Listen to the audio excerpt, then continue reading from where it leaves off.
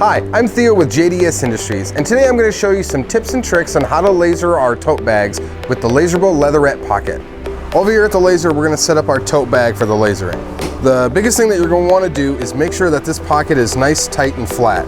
So I've cut some plastic here, and we're going to slide it right into the pocket. So that's going to keep it nice, flat, and tight. So now what we're going to do is we're just going to line it up to the back of our laser, and we're going to use some magnets to help hold down the bag. For this particular piece, we're going to be using our center engraving options.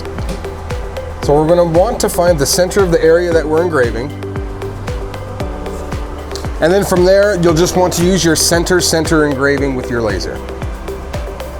The laser settings for these tote bags are going to be the same as all of our other Leatherette products, whether it goes to one of the metallic colors or if it goes to the black.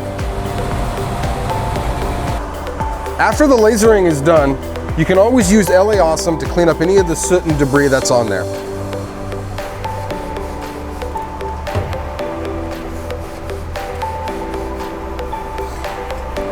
And now you've got a great tote bag.